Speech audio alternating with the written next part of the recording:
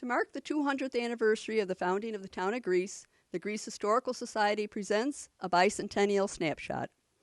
Each week we take a look at a particular aspect of Greece history.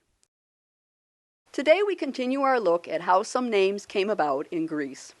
There are more than 1,050 streets and roads in the town.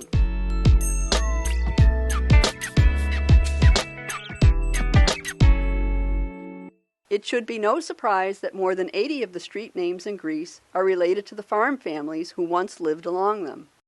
In 1935, town supervisor Gordon Howe proposed that some streets be renamed to honor early pioneers. The first change voted on by the town board was to rename what had been Sage or Ottaway Road to McGuire Road, in honor of Felix McGuire, who settled in Greece circa 1805. Scott Road, Eddy Road, Mount Reed Boulevard. Three names, just one stretch of road, however. Blanche Stewart Scott, America's first female pilot, was born in 1885 on her grandparents' farm in Greece, located on the north side of Lexington Avenue. The south side was in Gates. Reading from her unpublished autobiography during a recorded interview, she said, "My name is Blanche Stewart Scott, and I come from a pioneer family, a Rochester pioneer family, who came to Rochester in 1810 and settled on what was then the old Scott Road and is now Mount Reed Boulevard." This 1900 map of the bicycle paths in Monroe County shows Scott Road. The rest of Mount Reed was named Eddy Road for Thomas Eddy, whose home still stands at 3205 Mount Reed Boulevard. By 1910, even though the adjoining property remains in the Scott family, Scott Road is now Eddy Road too. What is now commonly called Patty Hill used to be Reed's Corners. Nicholas Reed, one of the early pioneers in Greece, owned the land and he donated part of it for our Mother of Sorrows church. The entire span of road was changed to Mount Reed Boulevard sometime in the 1920s. By the way, Patty Hill has the highest elevation in the town between Ridge Road and Lake Ontario. Speaking of elevation, if you peruse maps from the 19th and early 20th centuries, you will see that there are two Ridge Roads, Little Ridge Road and Big Ridge Road.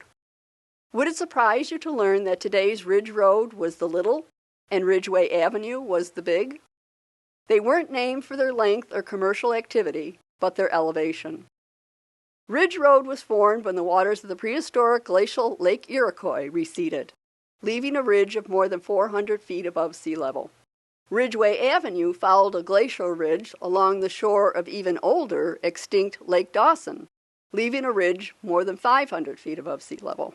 Today, follow Ridgeway Avenue past Manitou Road, and the street name of Big Ridge Road in Spencerport reminds us of the past distinctions between the two Ridge Roads. The Lake Ontario Shoreline Railroad began operating in 1871. Ownership and the name of the railroad changed hands over the years, including the Rome, Watertown, Ogdensburg Railroad line and the New York Central Railroad. But it was colloquially known as the Hojack line. What that means and how it got that nickname have been a matter of speculation ever since. Newspapers from Ogdensburg, Watertown, Syracuse, Fayetteville, Rochester, and Greece periodically print stories about the term's origins, but there is no definitive answer. So, take your pick. It seems that in the early days of the railroad, a farmer in his mule-drawn buckboard was crossing the tracks when the mule stopped and wouldn't move. When the farmer saw the fast-approaching train, he began shouting, "Hojack! Hojack!" Amused by the incident, the trainmen began calling their line the Hojack. Or, according to a story published in the Greater Greece Post in 1965, when it was necessary to hurriedly assemble a train crew in the wee small hours of the night, the call Hojack would boom through the halls of the rooming houses where railroad men stayed. Or, a farmer, turned train engineer by the name of Jack Welch, would yell, "Whoa, Jack," when he stopped the train as if he were still stopping a horse. It was picked up and passed on as Hojack.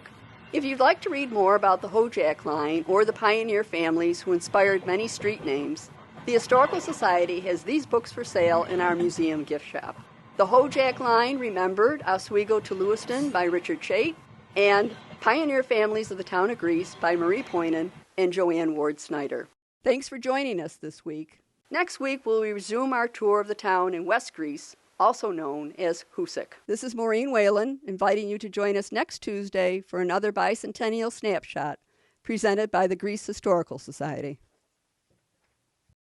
Want to learn more from the Greece Historical Society and Museum? Then click that subscribe button for more content and hit that bell icon to get notified when there's more Bicentennial Snapshots. You can visit us on the web at greecehistoricalsociety.org. You can find us on Facebook at Greece Historical Society. You can follow us on Twitter at GreeceNYHistory, and you can stop in at the Greece Historical Society at 595 Long Pond Road.